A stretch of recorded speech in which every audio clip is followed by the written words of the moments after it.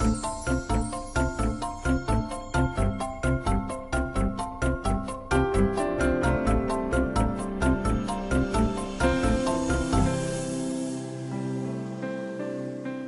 I'm Margot Pilatus. Welcome to Study English IELTS preparation.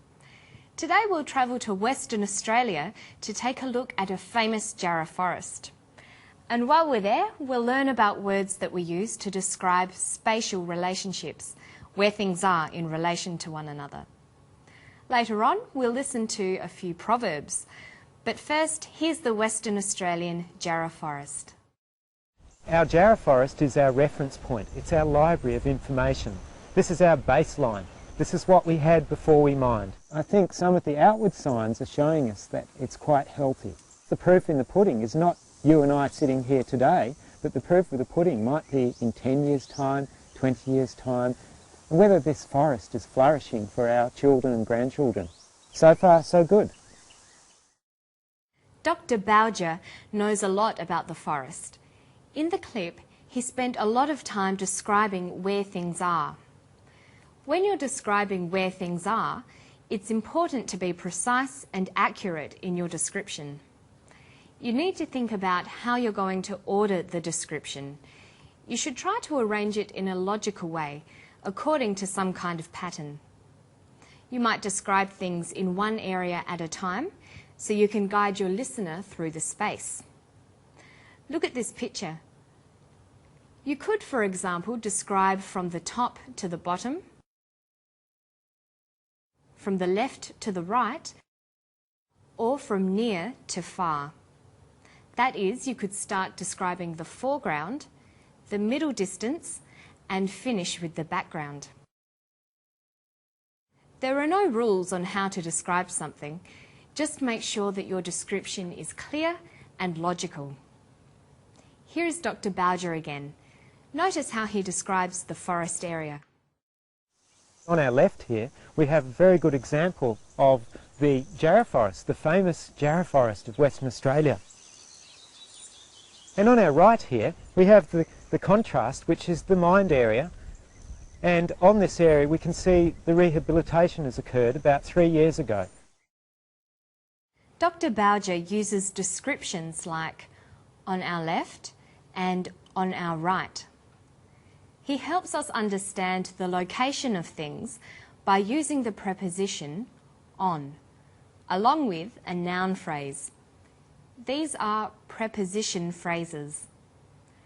When we want to describe where things are, we usually use preposition phrases.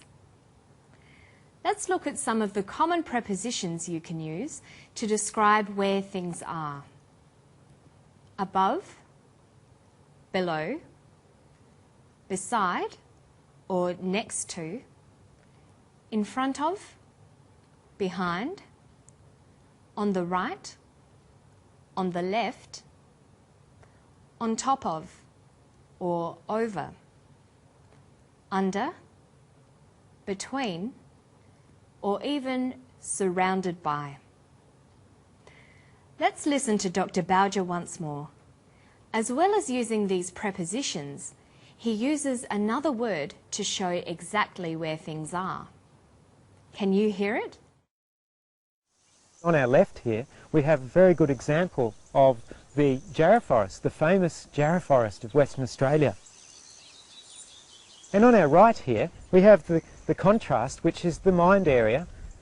And on this area, we can see the rehabilitation has occurred about 3 years ago. He says, on our left here, on our right here. Here is an adverb. We can use adverbs to help us describe spatial relationships, where things are.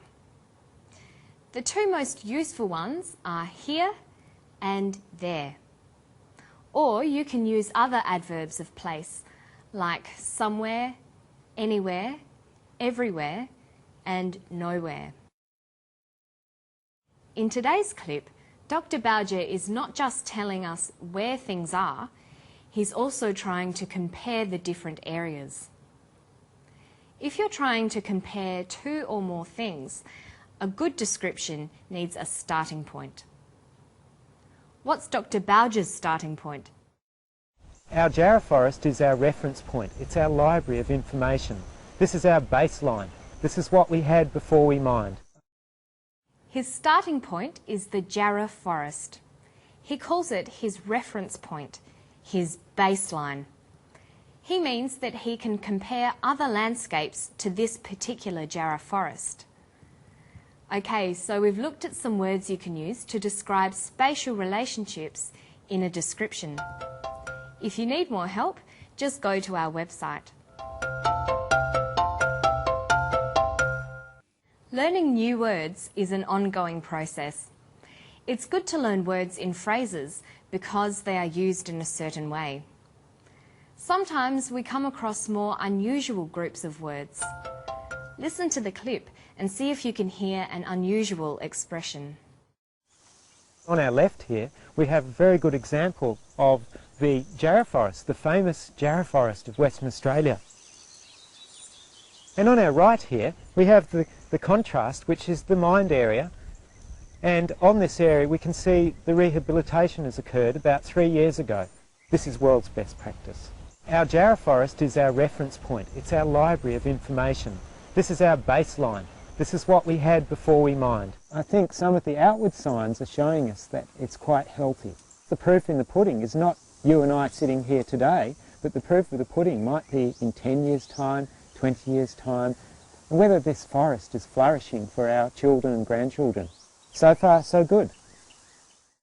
Dr. Bowger says, the proof of the pudding. The full saying is, the proof of the pudding is in the eating. Can you guess what that means? The proof of the pudding is in the eating. A pudding is a soft, sweet dessert. The saying says that you can't tell if the pudding is good until you taste it. It means that you can only judge the quality of something after it has been tested or experienced over time.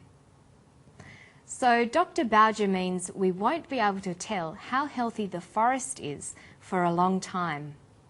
The real test will be how healthy it is in the future. Traditional sayings like the proof of the pudding is in the eating are called proverbs. Proverbs are general sayings that give advice or tell us something about life. Every language has its own proverbs. The Japanese say that getting up early brings you merit. But in English, we say that the early bird catches the worm. Many proverbs in English come from the Bible or well-known poems.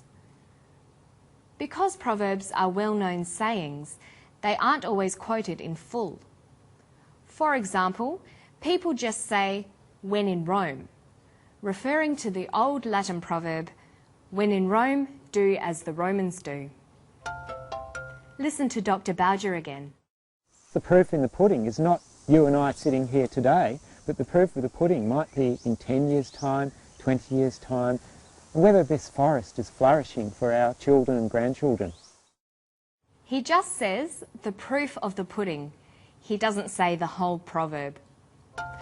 Proverbs are usually found in informal language. Using them naturally is not easy. The meanings of common proverbs aren't always obvious, so the only way to learn them is to memorize them. Using proverbs takes time, so be patient. And that's all for today. We've looked at describing spatial relationships. We saw how prepositions like on can be useful when describing where things are. Then we tried using adverbs to help with our descriptions. And we looked at proverbs, traditional sayings. So why not go to our website for more on these topics?